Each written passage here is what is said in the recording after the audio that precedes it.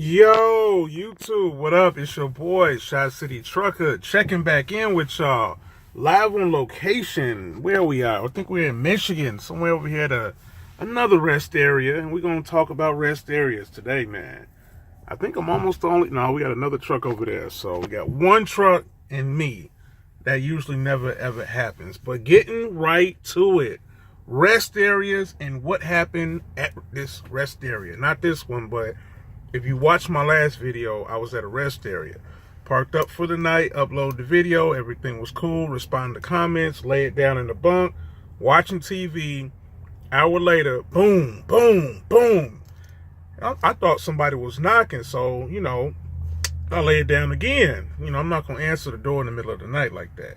I might open the side vent and yell out, hey, yeah, what you need? But I'm not going to come to... open the door. So next thing you know, my truck started swaying, rocking back and forth. I go to the front, open the curtains. Somebody done hit my truck. At a rest area, someone has backed into my truck. How is that possible? Rest areas are diagonal pull-throughs. I get out the truck, and I had to get out on the passenger side. This is how bad the situation was. My mans was trying to do a 90-degree back at a rest area. So me being a, helpful man that I am, I come around and I'm like, hey, my man, you ran into my truck. Oh, yeah, I did. Oh, man, that's crazy. Oh, okay. So I'm trying to help the man back into the space still because it's crowded and, I can tell that, there's no other parks. So I'm telling him, hey, pull up, hit it with a hard right. Oh, no, I'm good. No, you're not good. You hit my truck. Why don't you let me help you? Just pull up some. I'm gonna watch your tail. I'm gonna watch your back door. Oh no, my man, I'm cool, man. I'm straight. Don't even worry about it. Okay, at this point, I'm like, okay, well, how long you been out here? Oh man, this is about my second week though. Okay, your second week, you super arrogant, extra cocky. You think you know everything, and with that closed mindset, you're gonna have a real hard time. And don't get me wrong, I'm no professional backer. I usually come to rest areas, one, for the space, two, that way I kind of eliminate having a tight back. Because usually I'm shutting down late at night and I'm going to get that one little parking space that nobody really wants because it's in an odd space of the truck stop that nobody really can get into without hitting something. I don't want to take that chance. But I'm saying that to say... his mindset was so far off that even when I tried to correct him and let him know, like, okay, well, there was minimal damage to my truck, so I don't need to call the police or anything like that. But had I been another person or had this been anyone else, I was telling him, I'm like, dude, this wouldn't have went so well. I mean, you getting off almost scot-free. Had this been one of them other, owner-operators with a super sleeper and you backed into his truck, oh, no, it's going to be some fighting before the police come. And I was just like trying to let him know, like, hey, bro, I'm not trying to say I'm a guru or anything like that, but if help is offered, it's for a reason. I can't tell you how many times that I've been back and somebody, asked me, hey, you want me to spot you? I always, yeah, I'm trying to get in this spot right here. You'll look out for me. 2 eyes are better than one, right? The problem I have with this young man is the fact that he got out and looked only after he hit my truck. So when I was sitting here trying to guide him in, he wants to stop, set the brakes, and, get out. Oh, no, am I getting close? Man, don't worry about it. I'm not going to let you hit my truck.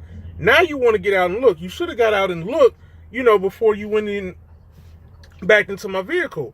But, I mean, then again, sometimes when we come through these narrow rest areas, you kind of pull through the slot, and then you'll back in and kind of reposition yourself so you're not in there all junky.